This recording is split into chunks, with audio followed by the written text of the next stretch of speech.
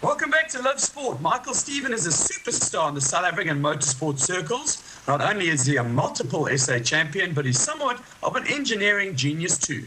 Tammy caught up with him in the week to find out exactly what his vibe is.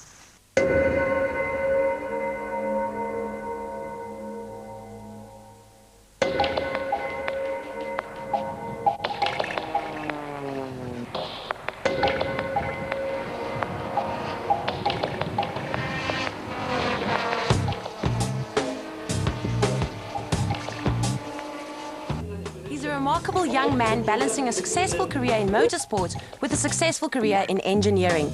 Apart from being the 2008 125 Super Rock National Champion, Michael is also one of the leading contenders in the Bridgestone Production Car Series, currently lying in 3rd place. Love Sport cornered Michael to find out more about the man behind the wheel. My dad was involved in racing. It was a bit of a family sport, so I spent many years, at the racetrack, watching racing. I then got sponsored a kart at the age of 7, and things just progressed from there. I did all the ranks of karting, and in 2000 had the opportunity to move into circuit racing. Michael was also a top academic achiever and completed his master's degree in mechanical engineering in 2005. I'm a process engineer at Doorbell Automotive Systems. We manufacture components for the OEMs. I'm also involved in project engineering, quality, project management. So it's more the assembly process, but I enjoy my job and look forward to every day going to work.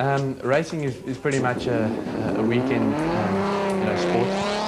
Friday, Saturday is normally when a race takes place. So I work Monday to Friday at work, and then racing on the weekends. Obviously there's a lot of preparation in the week that you need to do for racing, and I do that after hours.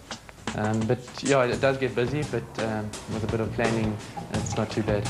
Michael also has a heart and helps with the motorsport development program and regularly helps raise funds with the Rotary Club. I race for Terry Moss Racing, who runs his own development program, and I assist with driver development. He has karting development, as well as that goes on to main circuit as well. And I've been a part of the team and developing drivers and assisting and building the engines for them. And yeah, and then it expands more than that as well. Once we're out there, helping out with charity work.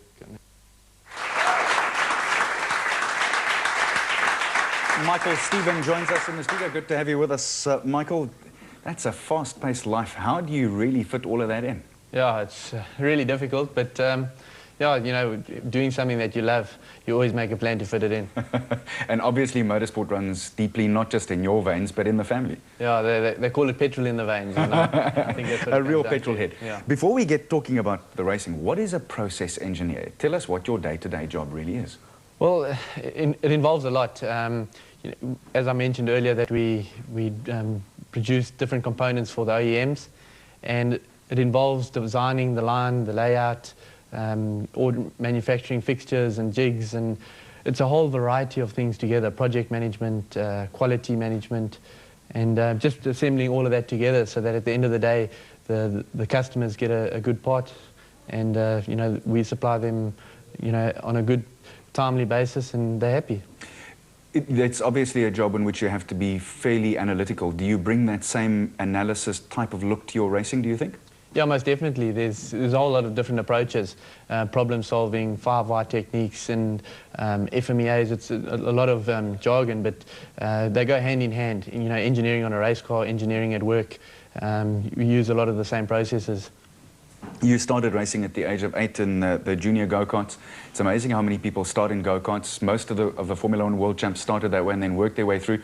From when you started, did you always have your heart on bigger things other than karts, or was it just a passing fad at the time? What got you going? No, well, I used to grow up at the racetrack, and I used to see the guys, Terry Moss, racing at the main circuit, and it was always a dream for me to one day, fill those shoes. And karting was a stepping stone, and we progressed through there, and my dreams come true. What are the dreams from here on, though? Obviously, in South African motorsport, we've reached the pinnacle in production cars, and obviously I would like to win the championship there. I have some dreams. I'd like to do some races overseas, something like German touring cars or British touring cars. That's a personal dream of mine, and I'm a bit old for Formula One. And I think What's a bit old? I'm 27, and you need to really start out, do the correct formulas, and be at the right place at the right time to have your break. The racetracks in South Africa, Kyalami has been improved, but a lot of them haven't really moved along. Is it time that we start looking at new layouts and new racetracks in South Africa? Yeah, I think so. You know, there's talk of some racetracks like Kyalami getting upgraded to facilitate Formula One World Superbikes, and I think that is on the cards. We have 1 or 2 circuits that can happen, and yeah, let's hope for that and hope we can bring international motorsport back to South Africa. With your cars, the Audis that you race, how are they different in cockpit compared to what the normal A4 driver out there would have? Obviously, as being a racing car, we have a steel roll cage. You know, in the case of the car rolling, we've got a steel structure around us, you know, at high speed. It's all protected, and all the insides have been removed. So we basically just left with a driver's seat, a steering wheel, gear lever, and a dashboard. All the passenger seats, the rear seats have all been taken out to reduce the weight of the car, you know, for ultimate performance on the racetrack.